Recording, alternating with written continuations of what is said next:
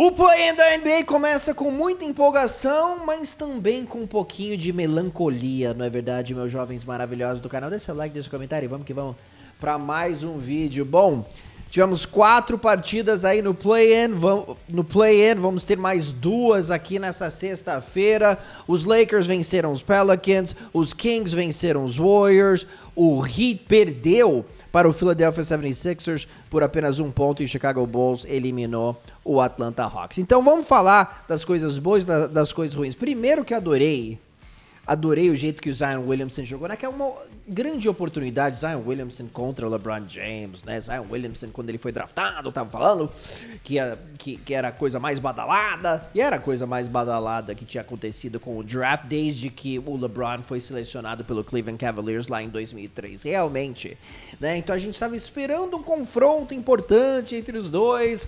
E esse daqui realmente teve uma pegada de pós-temporada e era o momento do Zion, né? Ele tava brilhando, tava jogando melhor que o LeBron James, jogando muito bem na segunda metade, no segundo tempo do jogo. O time tava perdendo por 18 e aí por algumas partes a partida tá carregando o time nas costas. Tava um duelo muito, muito gostoso de ver. Aí na reta final ele vai lá, ele se machuca, perde os últimos 3 minutos do jogo e os Lakers conseguem a vitória, né?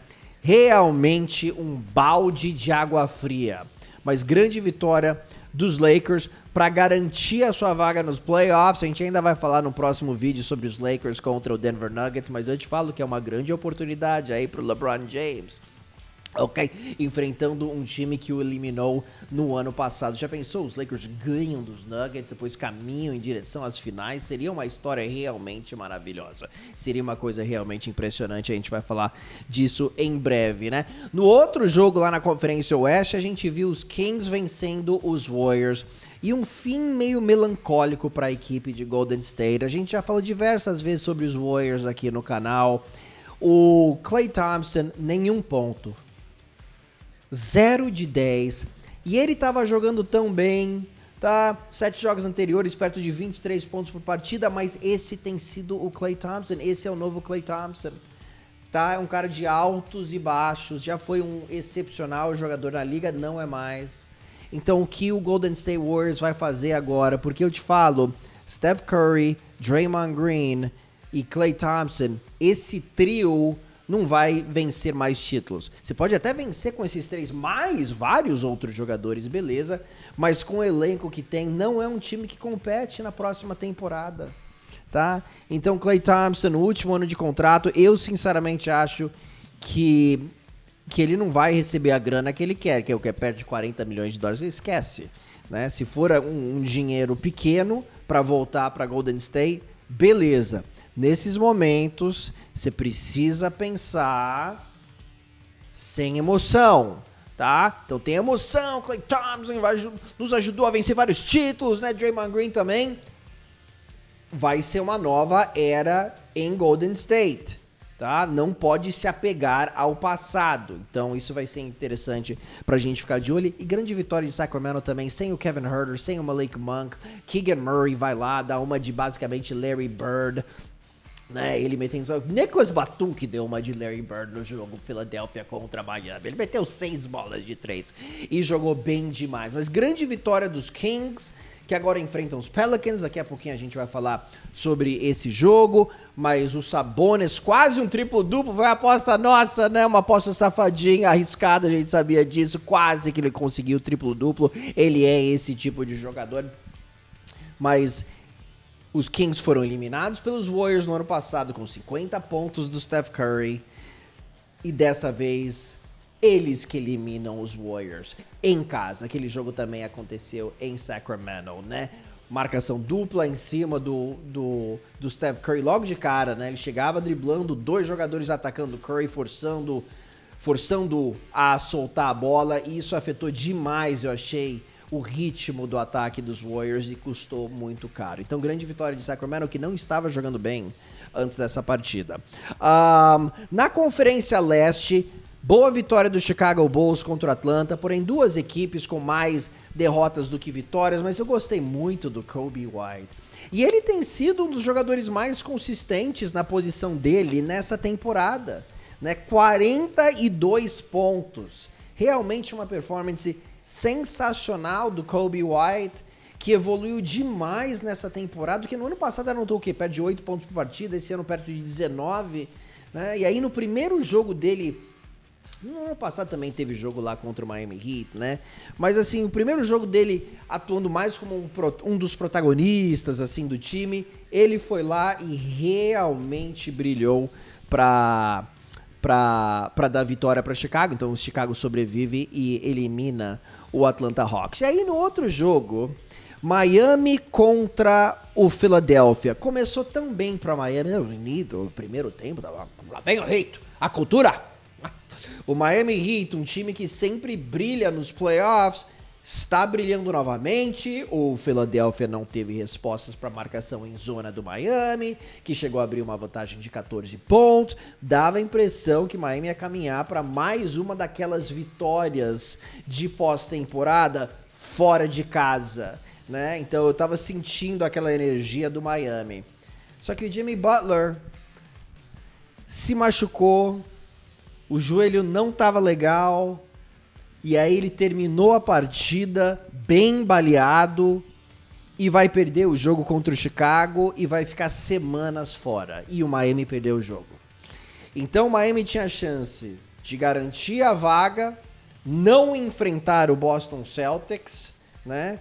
E ter talvez, eu acho que nem teria grandes chances contra o New York Knicks, mas talvez com a volta do Jimmy Butler de repente na reta final da série, eu não sei quantas semanas que ele vai ficar fora, mas há uma lesão no joelho, tudo indica que ele perderia também a primeira fase da pós-temporada, mesmo com a vitória do Heat.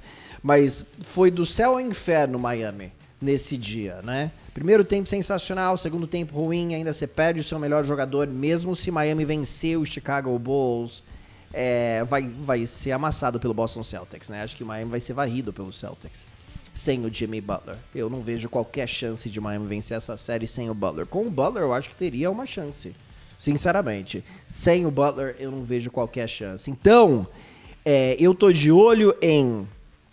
e para falar um pouquinho do 76ers também. Primeiro tempo, bom e velho 76ers de pós-temporada, né? Joel Embiid não tava fazendo muita coisa, o Tyrese Maxey não teve uma grande partida. Segundo tempo, o time deu a volta por cima e mostrou tremenda personalidade, que é algo que a gente quer ver da equipe de Philadelphia em pós-temporada, e é o que a gente não tem visto de um modo geral, né? Assim, às vezes, né, você quer dar um tapa, acorda, né? E acordou no segundo tempo. Vamos ver se o time consegue levar um pouquinho desse momentum aí pra série contra o New York Knicks.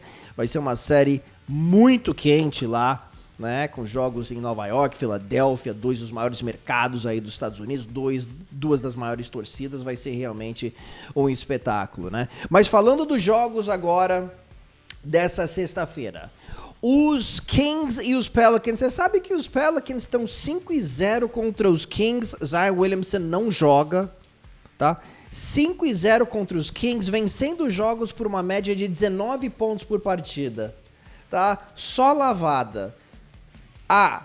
Mas o Zion Williamson está fora? Mas você viu o que os Pelicans fizeram lá em Sacramento, num jogo em que o Zion Williamson não atuou contra os Kings? Eles abriram uma vantagem de 50 pontos e acabaram vencendo por 33 pontos. Então tem alguns times que o matchup, o duelo, simplesmente não é favorável.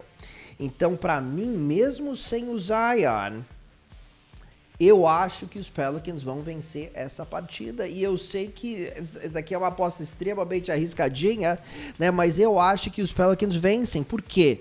Porque eu tô confiando aqui no Ingram, ok? Não fez nada aqui nos últimos 2 jogos e eu fiquei muito desapontado porque eu pensei que você ia jogar melhor em sua segunda partida voltando de lesão. Mas eu acho que o Ingram, que teve em 4 jogos uma média de 25 pontos por jogo contra o Sacramento Kings, eu acho que ele vai jogar melhor nessa partida. Outro cara, CJ McCollum, 3 partidas contra os Kings, 2 jogos de pelo menos 30 pontos. E o Valanciunas tem tido jogos bons também contra os Kings, especialmente pegando rebotes, né? 11 rebotes por partida aí nessa temporada contra o Sacramento Kings. Onde que eu estou querendo chegar? Na minha aposta pra lá de safada, ok? Então, eu vou apostar que o Ingram vai ter pelo menos 21 pontos, tá pagando 1,99 para cada real apostado. Eu vou... E esses odds você acha lá na Stake, meu jovem, lá na Stake. Não fez ainda o seu depósito inicial lá na Stake? Faça aqui no link, eu vou deixar o link aqui na descrição. No link você ganha o dobro do depósito inicial usando o código Povo Paulo, isso até R$500, então uma oportunidade bem legal, um bônus bem bacana para você brincar, tá? Então eu acho que o CJ McCollum passa dos 23 pontos também sem o Zion Williamson, pagando 1,88 para cada real apostado, e aí eu vou de Valanciunas com pelo menos 10 rebotes, pagando 1,91 para cada real apostado. Essas são as minhas 3 apostinhas aqui nos Pelicans. Eu acho que os Pelicans vão para 6-0 contra os Kings nessa temporada. De novo, né? Tava até com vontade de apostar nos Kings pela ausência do Zion Williamson, mas New Orleans joga em casa e eu tenho problema em acreditar que New Orleans vai perder pela 3ª vez consecutiva jogando em casa, né? Perdeu os últimos 2 jogos, ambos contra os Lakers. Que tal o Miami Heat contra o Chicago Bulls, né? Jogão em Miami. As equipes já tiveram 4 jogos, e 4 jogos competitivos, até tá 2-2 aqui nessa temporada. Se enfrentaram bem cedo na temporada, lá em novembro, dezembro, né? Então já faz um bom tempo. Eu acho que Miami pode vencer essa partida também, cara, jogando em casa, pra te falar a verdade. A minha vontade é ir com o Chicago Bulls, que foi eliminado pelo Heat nos playoffs no ano passado.